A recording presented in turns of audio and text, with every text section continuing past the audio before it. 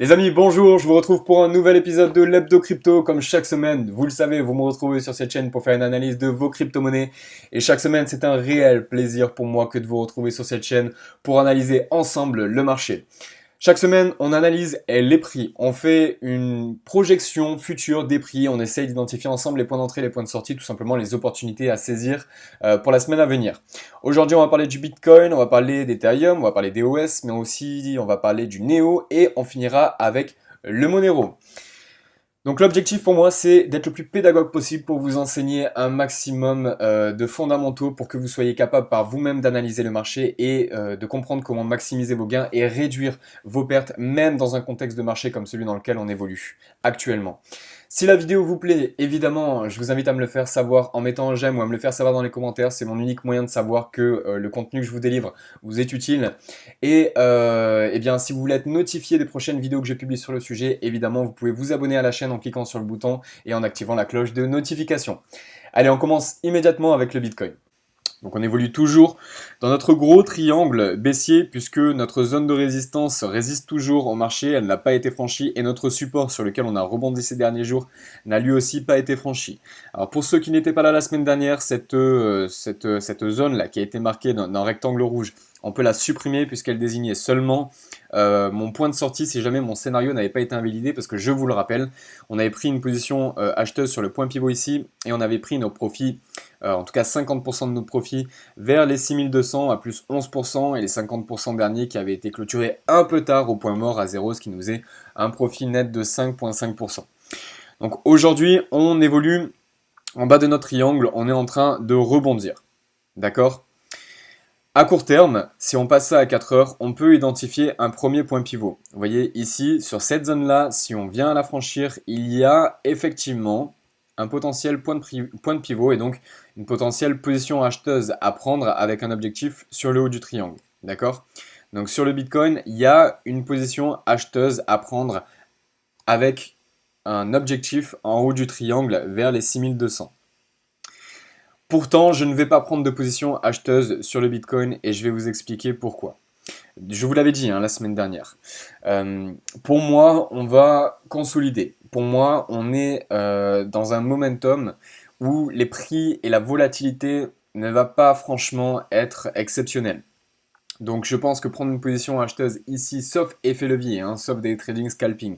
Moi, je m'adresse à des personnes qui veulent faire du swing trading, c'est-à-dire se positionner à des points clés, à des moments clés, pour engranger un maximum de profit et être le moins présent sur la graphique. Donc effectivement, si vous avez une stratégie de day ou de scalp, alors là je m'adresse, j'ai un vocabulaire un peu trader, mais si vous avez une stratégie de ce style, effectivement il y a un point pivot ici à prendre avec un objectif sur le haut du triangle. Donc pour rappel, si c'est votre cas, votre stop loss, il faudra dans ce cas-là le positionner en dessous, juste en dessous du triangle, juste en dessous de la zone support. Mais vous le voyez bien, le RSI ici est en phase de hausse et nous montre via ce qui s'est passé précédemment qu'on a une première direction haussière à prendre pour une tendance très court terme. Malgré cela, moi je ne prendrai pas de position parce que ça peut partir dans tous les sens dans ce triangle. Donc ce n'est pas ce que je vais conseiller à mes élèves. Ce que je vais conseiller à mes élèves, c'est de prendre une position à ce niveau-là, à la sortie du triangle. Hop, on va prendre un petit peu de recul. On est en train de consolider à la baisse dans un gros triangle baissier. Si je vous passe ça en hebdo, hop, vous voyez bien qu'on est en train de consolider peut-être à la baisse, mais on est en train de consolider depuis le 13 août sur des zones de prix, sur des niveaux de prix qui sont restreints, c'est-à-dire que la volatilité est faible. Donc ici, on a un bon point pivot.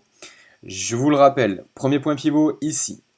Pivot 1 bis parce que le point pivot 2 n'a pas été franchi, on l'a retrouvé ici. Si on avait cassé par le haut, eh bien notre triangle, on aurait eu notre deuxième point pivot. C'est bien pour ça que maintenant qu'on a pris les profits sur notre 1 bis, je ne vais pas forcément me positionner ici, mais ça n'engage que moi pour ne pas prendre trop de risques. Je ne vais pas me positionner sur un 1 bis 2, d'accord? Je vais attendre directement le point pivot 2 qui sera le franchissement du triangle.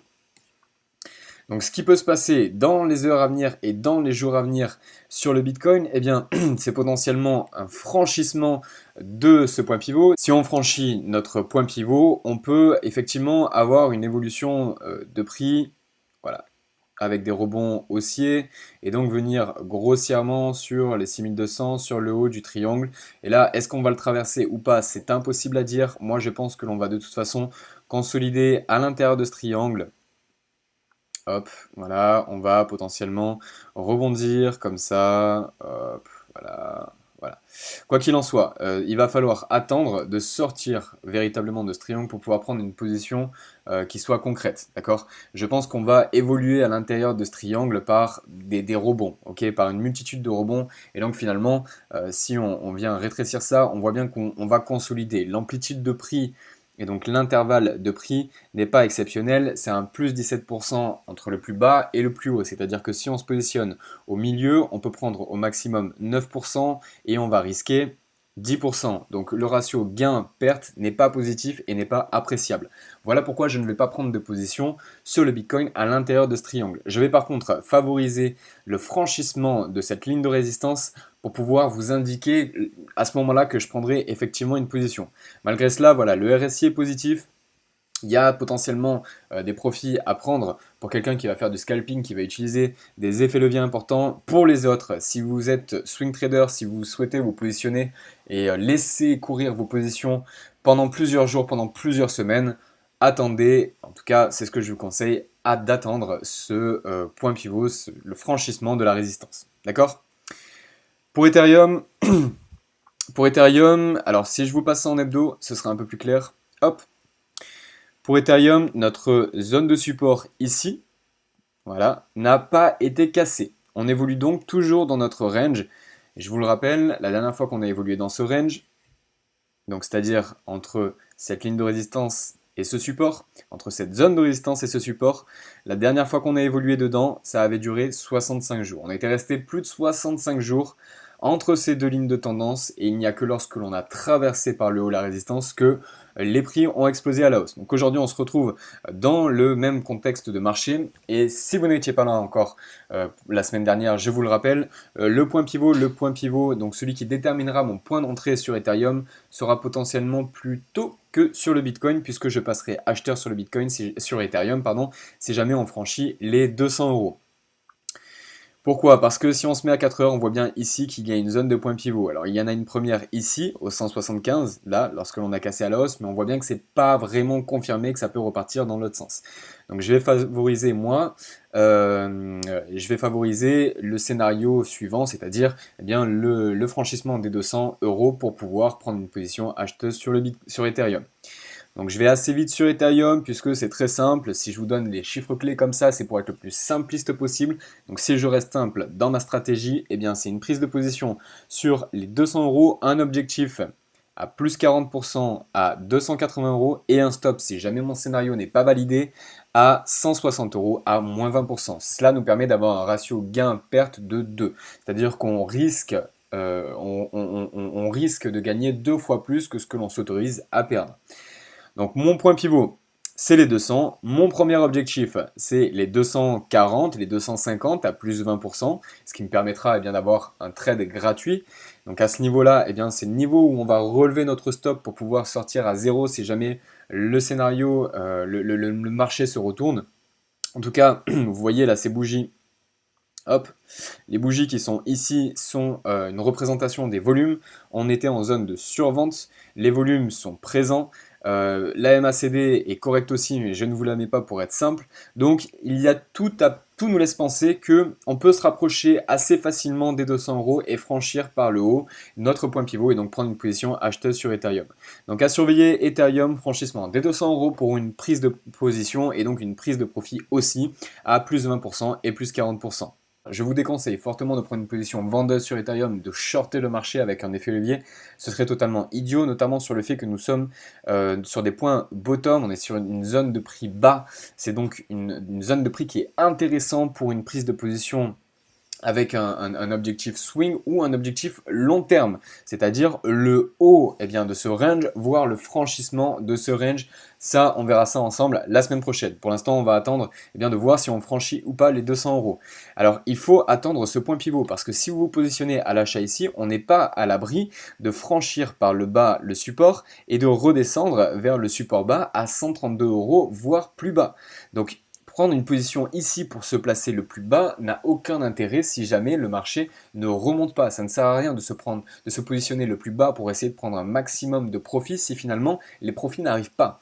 Donc on attend des points pivots précis et pour Ethereum c'est les 200 euros.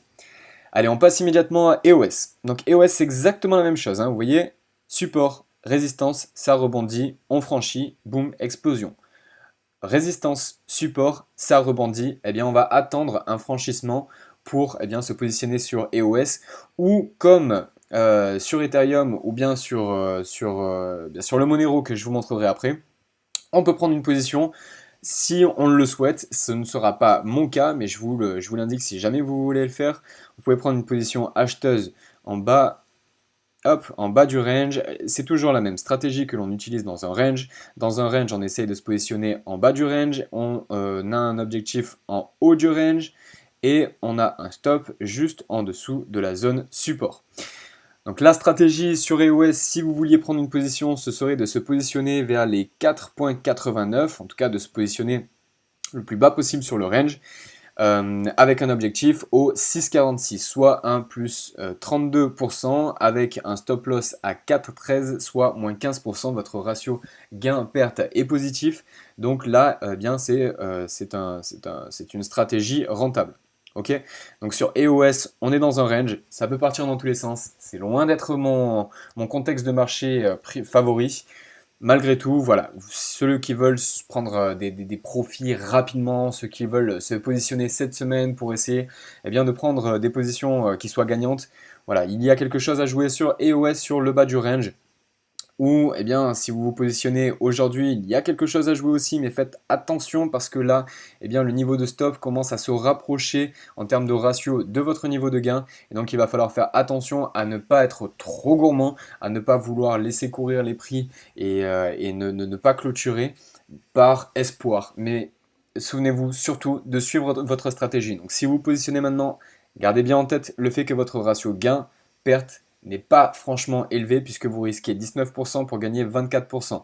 A l'inverse, si vous vous positionnez un peu plus bas, vous vous autorisez comme gain un 34% ou plus et une perte allant de 10%. Voilà. Vous voyez, si on se positionne sur du 4,84, il y a vraiment une position stratégiquement parlant plus intéressante à prendre. D'accord?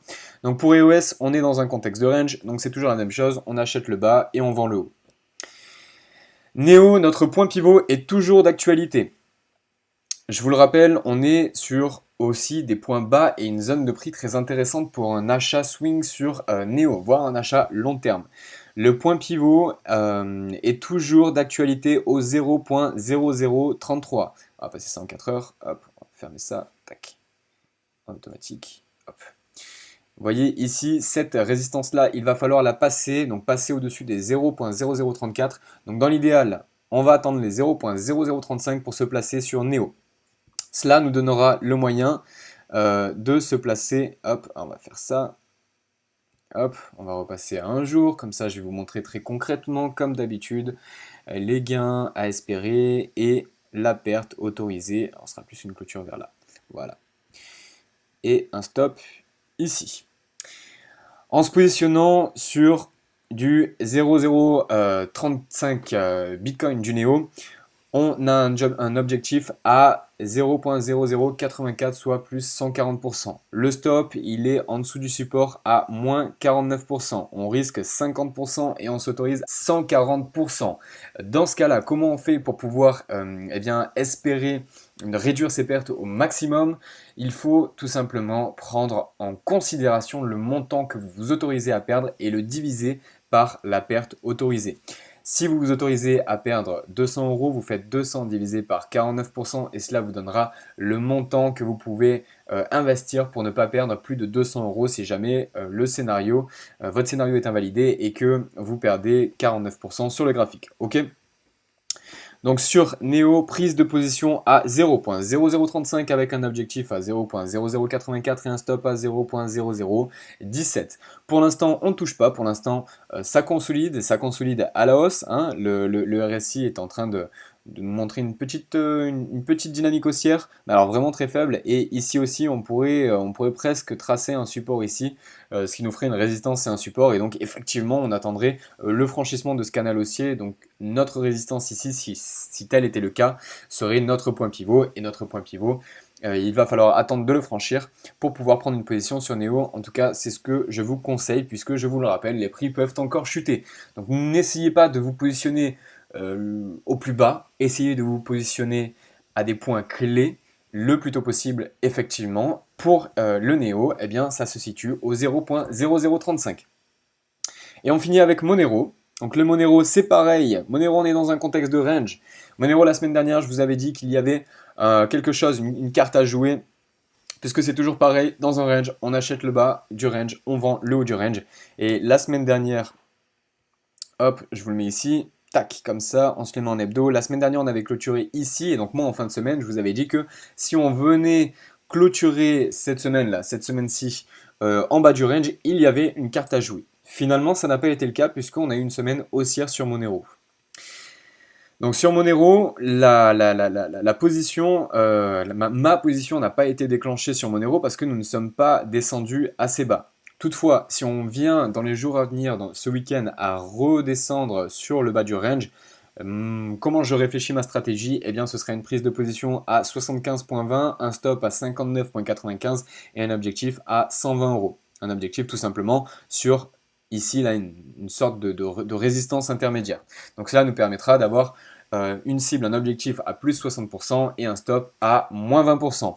Pour l'instant, eh bien, on est trop haut. Pour l'instant, il n'y a pas d'intérêt de prendre une position sur le Monero ici, sauf scalping, hein, sauf day trading, évidemment. Donc on attend eh bien, soit d'avoir des prix qui redescendent sur le bas du range, soit un franchissement net et brutal de la résistance. Et là, il y aura vraiment une carte à jouer. Si on franchit la résistance des 132 €, il va y avoir un engouement sur le Monero, un engouement qui est déjà en train de se dessiner, qui est déjà en train de se mettre en place, puisque depuis le 15 août, on est sur une tendance haussière. Hein. On n'est pas redescendu sur les prix du 15 août depuis. Donc la petite dynamique qui est en train de se mettre en place peut s'accélérer si jamais on vient se rapprocher des 130 € pour le Monero. Et alors si on vient à les franchir, je vous le garantis, hein, il va y avoir un engouement et le marché va être complètement bullish. D'accord?